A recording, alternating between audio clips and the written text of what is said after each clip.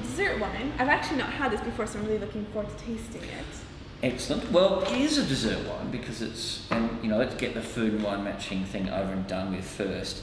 The thing this needs to be drunk with is a second bottle. It is really a meal in itself. And just like, you know, Great Sauterne or sherry or things like that, often people chill it and have it at the beginning of the meal like an aperitif. And I think that once you've tried it, I like to have this cold, and thankfully it is cold because here we are in sunny London. Yeah. Ooh, very there we nice. go. It is an old sherry variety called Pedro Ximenez. PX. PX, that's right. And there's a good reason why it's a PX, so don't leave the top on it. But this has been, the average age of this is 30 years on the label, but it's a little bit older. It's about 40 years of average age. And it was a variety planted in the Barossa to make sherry from, when we used to call old fortified wines sherry and port, and of course they're not. And they've really been forgotten, and our partner Carl Lindner started to take this from his family winery where they started this Solera in the 40s.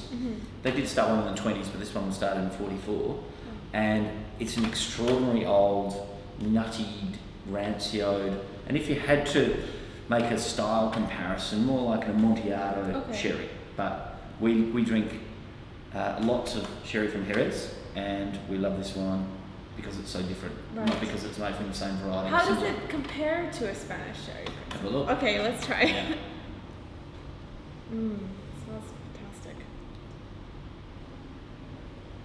It is an extraordinary smelling wine. It's very heady, kind of, just really takes over. And it is fortified, it is 19% alcohol, but it's also, I think, deliciously light when you taste it, and it's quite...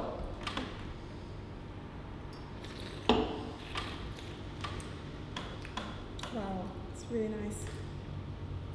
Is that kind of that nuttiness, a little bit of I get a little bit of marmalade as well. It's absolutely, really nice. it has definitely got some of that marmalade, and it's extraordinary in the fact that these great old fortified wines, you know, when you spit it out, and we were talking a little bit about Robert Parker before, one thing I do think that he's brought to the world of wine is this concept, which hadn't really been spoken about a lot before he started reviewing wines, of when you spit out a wine, how much time it spends in your mouth and you can still taste it. Yeah, it's going on and on and on. It's amazing. So there's something that our friend Mr. Parker brought. Length, That's right, that's right. But it's this thing, this concept, and it changes too. Actually, it's changing in your mouth as you're tasting. Absolutely, and even though it's got some sugar, it does finish dry, and that extraordinary concentration of acidity and rancio and oak and old oak and things, and that power.